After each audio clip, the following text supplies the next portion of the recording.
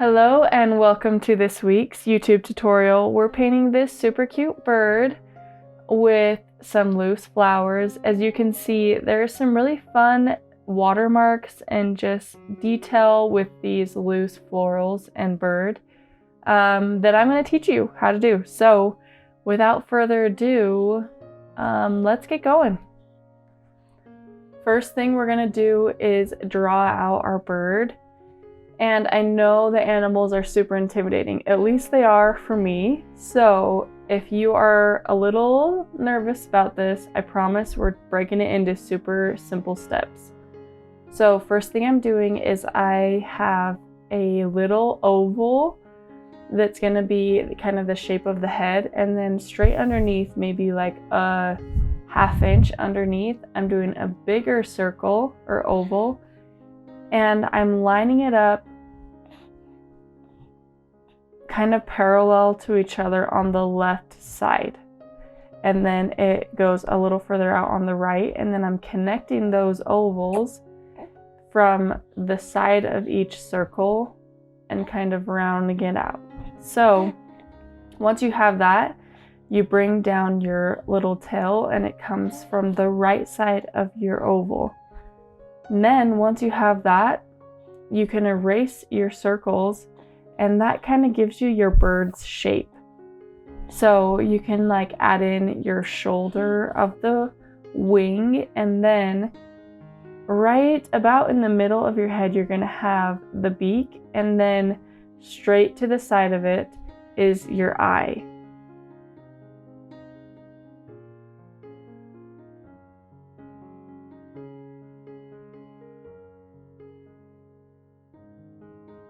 Once you feel like you're in a good place with the bird, you're going to be drawing a branch that kind of goes diagonal through the entire bird. So it goes down from the left side up onto the right side, and your branch is going to be pretty thin.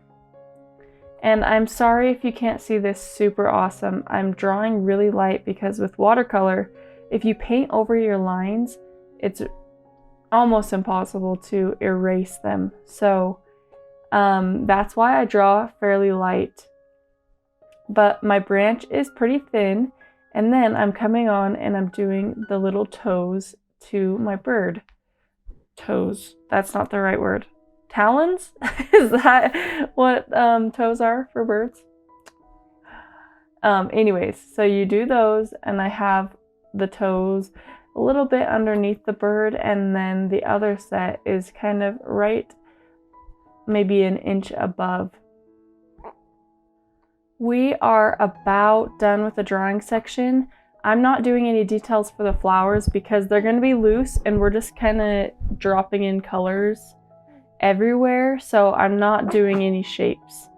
But I'm coming into the bird and I'm doing a little triangle that kind of is, the top of it is where the eyeball, and then it connects with the belly of the bird. Yeah, so now that you have that, we're pretty much ready to start painting. So let's get your paints out and get your spot all set up. Now for the fun part. I've put up on the screen a reference image. Hopefully that helps you.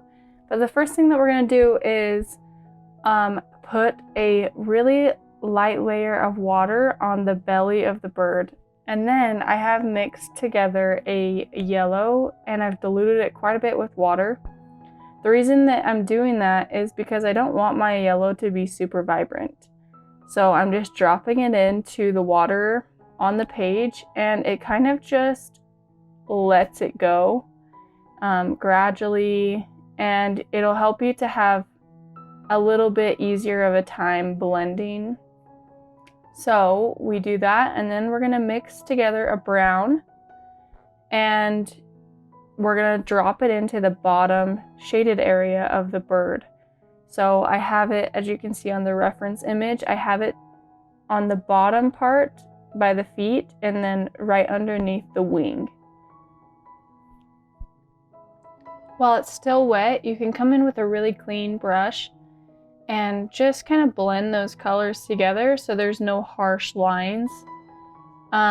Because it's still wet, the water still will kind of spread how it wants to, but you can use your brush to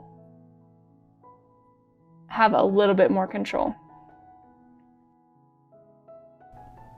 If you're wanting just a little bit more contrast, I'm going to add just a little bit darker of a brown and mix a tiny bit of red into it and drop it into that shaded area again. And that just adds just a few more colors of interest into your bird. And it kind of ties things together because the wing is going to be red. So it helps everything flow together. But I'm just dropping it in underneath the wing again and then at the bottom of the bird. Once again, if you don't like the watermarks, you can grab a clean brush, wipe it off with a paper towel, and then come back and brush through those where the two colors connect. I actually really like the way that the water has just created some really fun watermarks, so I'm gonna leave it. That way you can see in the finished piece, it doesn't look as intense of a contrast as it looks right now. Once it dries, it mellows out a little bit. So I am going to start on the wing base color. So I have a red and I've diluted it down with water quite a bit so that it's more of a pink. And I use the tip of my brush and we're just kind of doing a back and forth downward motion to help the wing look more realistic and have some fun kind of furry looking texture to it. So that's what we're doing first, and then once you have that done, that first layer, we're going to grab a darker red. I have a really pretty brick red that's already made on my palette, so I'm going to use that, but if you need to make yours, that's totally fine. Pause it, and then we are going to just do that same type of stroke with the darker color on top. And because the light color is still wet, it's going to have a very similar effect as the belly did, and it's going to have more of a blending, but just be more intentional with where you want your light color to show through. So I've created a few spots on my wing that I really wanted to have be lighter. I really want to have the wings and the tail be just a tad bit darker, so I did mix a darker red, but I'm waiting for the wing to dry just enough that there's barely, it's a little bit damp still, but there's no puddles or anything. And then once you're there, you can drop in that darker color. That way it still is wet enough that it will blend, but you have more control.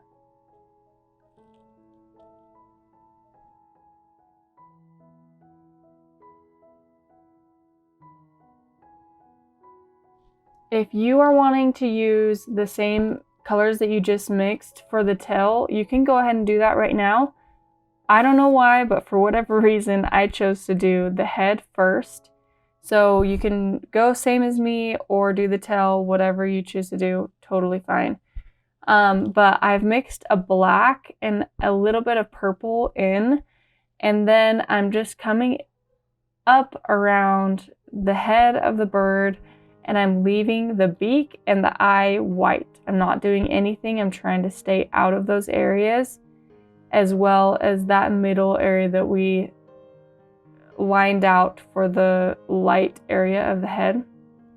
And then as you drop that black down into the wing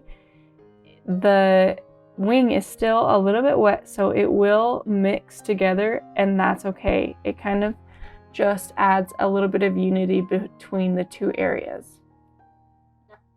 Now I'm going to jump down and do the tail of the bird, which is the exact same technique that we did for the wing. So again, you're just doing that first layer with a light red and then coming through with the darker brick red and using that back and forth motion with the tip of our brush.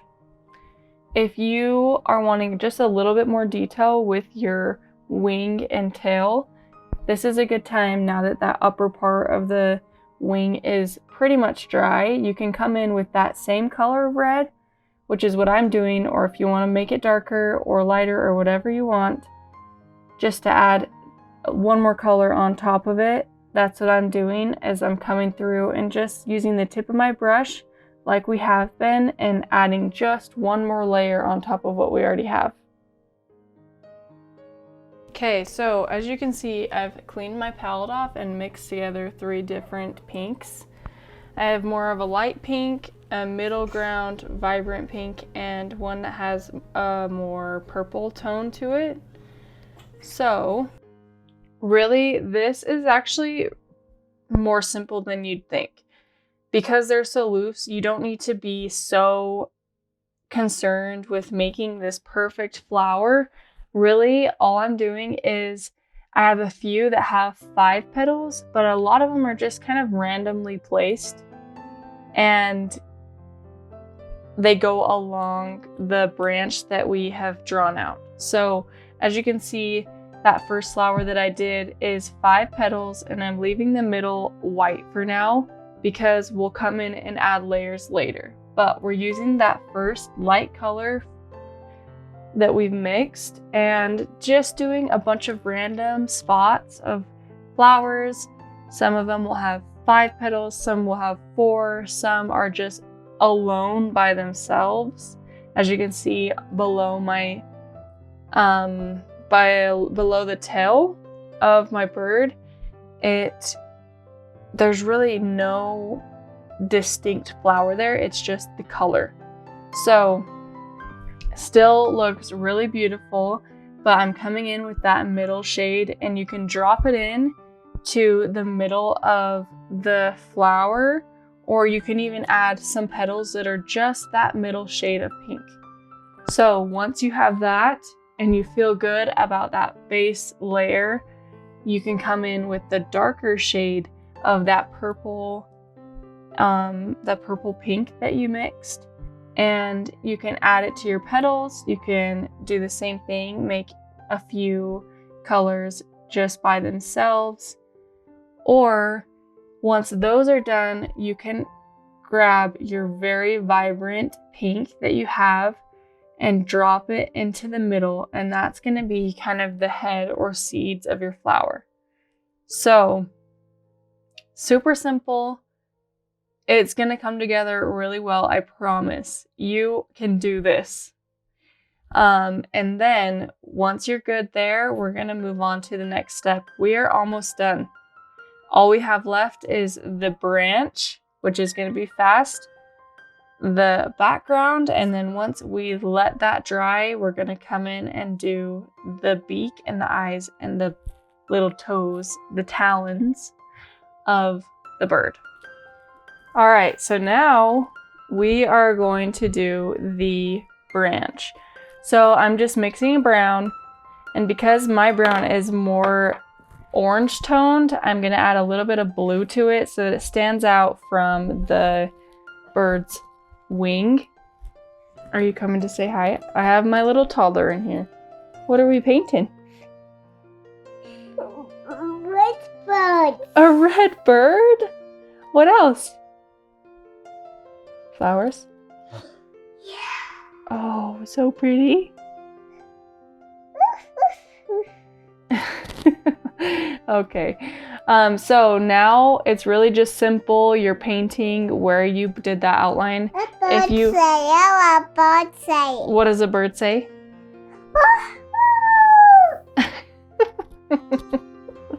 Good job. Okay, mommy needs to work. Can you go paint at your desk? Thank you. If you lost your lines that you originally did, we're really just cutting a line through the middle of the bird, and it doesn't need to be super straight. It actually looks better if it's a little bit wonky. And as it goes up towards the top flowers, your branch gets thinner. And then that second branch below is also just a little bit wonky. You can kind of like put it through a passageway of your flowers, but it kind of cuts behind the bird below around the tail area.